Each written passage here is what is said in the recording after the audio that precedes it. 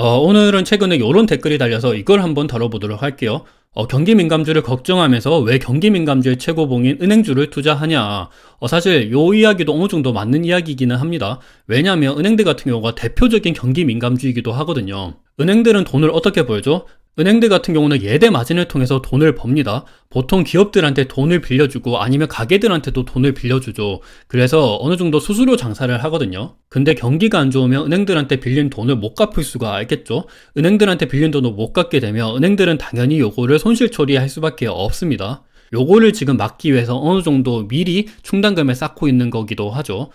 이게 2004년도부터 신한지주의 주가인데 2008년 글로벌 금융위기 때 신한지주의 주가가 굉장히 많이 떨어졌어요. 그리고 2010년도 코로나 때도 주가가 많이 폭락을 했었죠. 사실 우리금융지주의 주가를 가져와야 되는데 우리금융지주는 옛날 주가 차트가 없어서 일단 신한지주로 대체했어요. 그래도 전반적으로 비슷합니다. 그래서 진짜로 큰 경기 침체가 찾아온다 그러면 신한지주의 주가가 폭락했었던 것처럼 우리금융지주도 주가가 많이 하락을 하게 될 수도 있어요. 근데 이 부분까지 한번 생각을 해봐야 되거든요.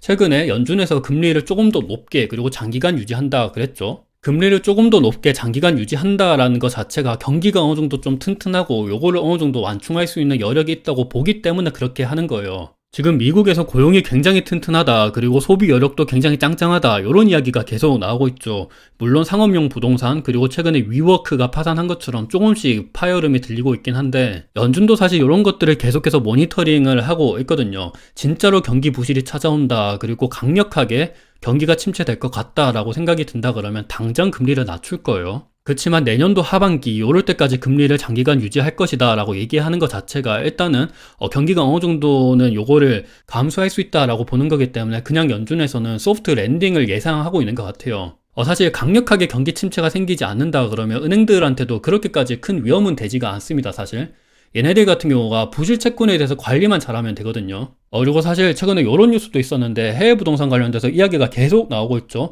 해외 부동산 투자 부실 그리고 보면 국내 대형 증권사들 해외 부동산 관련 대규모 충당금을 설정했다. 미래에셋증권이 1080억 해외 부동산 충당금을 설정했고 한국투자증권은 400억, 메리츠증권은 520억, 하나증권은 783억을 충당금 설정을 할 것이다 라는 이야기가 계속 나오고 있습니다. 해외 부동산뿐만이 아니라 국내 부동산 PF 관련돼서도 빚더미에 짓눌린 한국 경제라고 뉴스 헤드라인에 나올 만큼 굉장히 좀 문제가 커지고 있다라고 얘기를 하고 있죠. 이 상태에서 우리금융지주는 도대체 대출채권이 얼마냐를 보시면 상반기 말 기준으로 351조나 가지고 있습니다. 대출채권이 굉장히 많죠. 그래서 실제로 앞서 말씀드린 것처럼 경기가 진짜 안 좋아질 것이다 라고 생각이 들어서 이 대출채권 351조나 되는 규모가 부실채권으로 나오게 된다.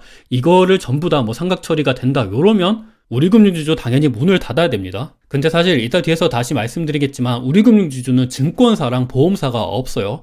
보통 해외 부동산이랑 부동산 PF 쪽으로 많이 투자한 곳은 물론 은행들이랑 보험사들도 투자를 많이 했는데 연체율이 많이 높아지고 후순위 채권 그리고 에쿼티 투자를 많이 한 곳은 보통 증권사들이거든요. 일단 우리금융지주의 포트폴리오를 보면 우리은행 있고요. 카드사 있고 캐피탈 있고 종합금융, 자산신탁, 저축은행, F&I 있고 자산운용, 벤처파트너스 뭐 여러가지 자회사들이 있습니다. 근데 보시면 증권사 없고요. 보험사 없습니다. 근데 여기서 보시면 금융기관별 부동산 PF 대출 연체율을 보면 가장 높은 것이 증권사입니다. 증권사들의 연체율은 지금 16%에 달해요. 그리고 사실 대형 증권사보다도 오히려 중소형 증권사들이 이런 게 조금 더 심한데 우리금융지주는 아예 증권사 자체가 없습니다. 그나마 조금 높은 것이 저축은행 좀 높고요. 근데 은행이랑 보험사 같은 경우는 거의 연체율이 없어요. 왜냐하면 은행들 같은 경우는 굉장히 좀 안전하게 운영을 해요. 보험사들 같은 경우도 나중에 추후에 보험금을 갚아줘야 될 그런 이유가 있기 때문에 이 보험금 자체를 안정적으로 운영을 해야 되거든요. 그래서 보험사들 같은 경우도 대표적으로 국채, 장기 국채 쪽으로 투자를 많이 합니다. 연체율이 높고 뭐 수익률을 극대화할 만큼 그렇게 부실채권을 가져가려고 하지는 않아요. 보통 증권사들 같은 경우가 좀 공격적으로 투자를 많이 합니다. 국내 대형 증권사들 같은 경우는 해외 부동산 쪽으로 투자를 많이 하고 해외 부동산 쪽으로 투자할 때도 보통 상업용 부동산 쪽으로 투자 많이 하거든요. 근데 최근에 상업용 부동산이 많이 안 좋죠. 뭐 미래에셋증권이랑 한국투자증권이 많이 힘들다고 합니다. 홍콩 부동산 그리고 뉴욕 부동산 이런 쪽으로 계속해서 뭐 파열음이 들리고 있고 최근에는 위워크가 파산한다 이런 이야기가 계속 나오고 있죠. 그리고 국내 대형 증권사들 같은 경우가 해외 부동산 쪽으로 투자할 때 보통은 수익률을 높게 가져가기 위해서 후순위 채권 쪽으로 들어가는 경우가 굉장히 많거든요. 그리고 지분 투자하는 경우도 좀 많습니다. 그리고 보통 이 해외 부동산 펀드 관련돼서 만기가 5년 정도인데 지금 고금리 상태이기도 하죠. 만약에 이거를 리파이낸싱 해야 된다 그러면 조금 더 높은 금리로 전환을 해야 될 수도 있어요. 이 부분에 있어서도 굉장히 문제가 큽니다. 근데 우리금융지주 같은 경우는 증권사 자체가 없습니다. 물론 우리은행도 해외 부동산으로 투자를 하긴 하는데 그 규모는 일단 커요. 그치만 연체율 자체는 증권사들 대비해서는 높지는 않다. 이 부분까지 한번 생각을 해보셔야 될 것 같아요. 그리고 저축은행 같은 경우는 물론 연체율이 높긴 한데 그 규모 자체가 크지가 않기 때문에 다른 금융사들 대비해서는 조금은 나을 수도 있다라는 점도 한번 체크하셔야 될 것 같습니다. 그리고 은행별 보통주 자본 비율을 보시면 사실 우리금융지주가 그렇게 높은 편은 아니에요. 그래서 이 보통주 자본 비율을 많이 관리를 하고 있는데 이 CET1 비율이라는 것 자체가 자본 적정성을 관리하는 거거든요. 2008년도 글로벌 금융위기 이후로 은행들이 많이 도산을 했었죠. 그리고 2011년도, 12년도 그때 저축은행 대부 사태 때문에 저축은행들이 굉장히 또 안 좋았죠. 그 후로 자본 적정성 비율인 BIS나 CET1 그리고 NPL, 부실채권 이런 것들을 전반적으로 관리하는 그 규모 자체가 굉장히 좀 강화됐습니다. 그래서 우리금융지주 같은 경우도 지금은 그렇게까지 높지는 않은데 최근 들어서 계속해서 높이는 모습을 보이고 있거든요. 이런 비율 자체가 높인다는 것 자체가 부실채권을 어느 정도 관리하고 있다는 겁니다. 그리고 사실 우리나라 은행들 같은 경우가 미국 은행들 대비해서 굉장히 좀 보수적으로 운영을 하거든요. 미국 은행들 같은 경우는 IB 쪽, 부동산 쪽으로도 굉장히 투자 많이 하고 주식이나 채권 쪽으로도 투자 많이 합니다. 근데 우리금융지주 같은 경우는 이따 뒤에서 다시 보시겠지만 사실 대부분의 수익이 예대 마진에서 나와요. 최근 미국 SVB 사태에서도 볼 수 있는데 금리를 워낙 급격하게 올리니까 원래 미국채는 굉장히 또 안전한 자산이거든요. 근데 금리를 급격하게 올리다 보니까 이쪽으로 평가 손실이 많이 발생하면서 어느 정도 뱅크런 이슈가 나타나기도 하면서 좀 부실화가 생겼었죠. 근데 우리나라 은행들 같은 경우는 대부분은 예대 마진 쪽에서 수익률이 나타납니다. 요걸 또 보시면 아시겠죠. 단기 매매 금융자산이랑 매도 가능 금융자산 그리고 만기 보유 금융자산 이쪽 규모는 상대적으로 좀 높지는 않습니다. 대부분이 대출 채권 쪽에 있어요. 근데 미국 은행들의 대차 대조표를 까보면 만기 보유 금융자산, 상각 후 원가 측정 금융자산, 공정가치 측정 금융자산 이쪽의 금융자산 항목이 굉장히 높습니다. 최근 몇 개월 전 토스뱅크 부실화 관련된 이야기도 나온 게 보면 토스뱅크의 대차 대조표를 까보면 대출 채권보다는 금융자산들이 많았거든요. 그래서 이쪽으로 부실화가 생길 수 있다라는 이야기가 나온 거예요. 근데 사실 우리금융지주 같은 경우는 굉장히 좀 안전적으로 운영을 하고 있습니다. 그리고 연체율도 보면 그렇게까지 높아지지는 않아요. 증권사들이 오히려 높습니다. 그리고 말씀드렸다시피 해외 부동산 펀드는 계속해서 높아지는 모습을 보였거든요. 왜냐하면 저금리 상황일 때 해외 부동산 펀드로 굉장히 증권사들이 돈을 많이 벌었어요. 근데 그때는 저금리 상태였었던 때였습니다. 근데 지금은 아니죠. 국내 대형 증권사들의 해외 부동산 익스포저가 거의 한 12조 원 정도에 육박하고 요거는 자기 자본 대비 비중이 21%입니다. 근데 우리금융지주는 일단 증권사 자체가 없어요. 그래서 사실 우리금융지주에 대해서 관심을 가지고 있으신 분들은 다들 아실 텐데 우리금융지주의 레포트를 살펴보시면 애널리스트 분들께서도 이런 이야기를 많이 합니다. 우리금융지주는 증권사가 없어서 충당금 이슈에 대해서 다른 금융지주들 대비해서는 그래도 조금은 안정적이다라는 이야기를 줄곧 많이 해요. 그래서 이 부분까지 한번 체크하셔서 투자를 해보시면 좋을 것 같아요. 제가 무조건 투자해라는 거는 일단 아닙니다.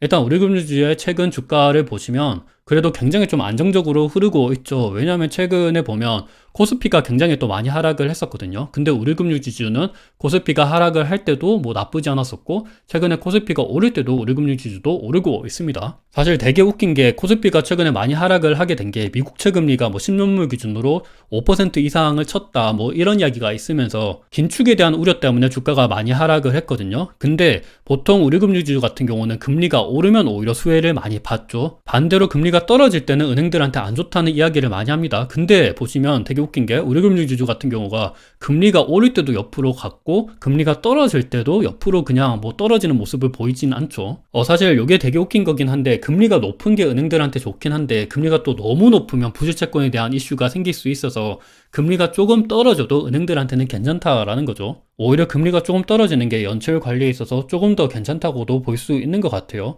그래서 보면 미국 10년물이랑 우리나라 10년물 국고채 기준으로 금리가 굉장히 많이 올랐다가 최근에 떨어지고 있는데 은행들 같은 경우는 금리가 오르든지 떨어지든지 옆으로 갈 길만 가고 있는 모습을 살펴볼 수가 있습니다. 그리고 보면 2010년도부터 우리나라 국고채 10년물 금리를 보면 장기간 원래 꾸준히 우하향을 했어요. 그러다가 2020년도 물가 상승률이 워낙 높다 보니까 금리가 올라갔는데 사실 이렇게 금리가 오르락내리락 하는 모습을 보면 우리나라 NIM이랑 같은 움직임을 보이고 있거든요. 2010년도부터 한번 볼게요. 이게 NIM, 우리은행의 NIM이에요. 순이자 마진이라고 하죠. 은행들은 예금 이자랑 대출 이자 그 사이에 마진을 통해서 돈을 버는데 그 마진이라고 그냥 보시면 될 것 같아요. 이 NIM이 2010년도부터 해서 꾸준히 하향을 하다가 2020년도, 2021년도 물가 상승률이 높다 보니까 금리도 같이 오르게 되고 이 NIM도 같이 올랐습니다. 근데 최근에는 조금 떨어지고 있죠. 이 NIM 추이를 보면 그냥 똑같이 움직입니다. 이 국고채 10년물 금리랑. 그러면 일각에서는 이렇게 또 이야기를 해볼 수 있을 것 같아요. 이 NIM이 떨어지면 은행들한테 안 좋은 거 아니야? 앞으로 이익이 줄어드는 거 아니야? 라고 물어보신다면 아닙니다. 왜냐하면 이 NIM이 줄어든다 그러더라도 이익 부분은 뭐 이자랑 수수료 이익은 계속해서 우상향을 할 수밖에 없어요. 왜냐하면 우리들은 대출을 계속해서 늘리죠.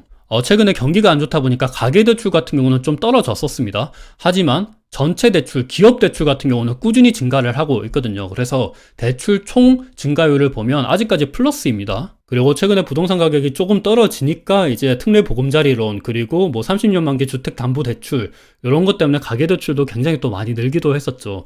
그래서 요 대출이 늘어나면 당연히 NIM이 줄어들더라도 우리 금융지주와 같은 은행들 같은 경우는 계속해서 이익이 증가할 수밖에 없는 구조가 있어요. 그리고 보면 요 본원통화라고 하는 M1이 아니고 M0죠. M0뿐만이 아니라 우리나라 M2 광의통화 규모를 보면 계속해서 증가를 합니다.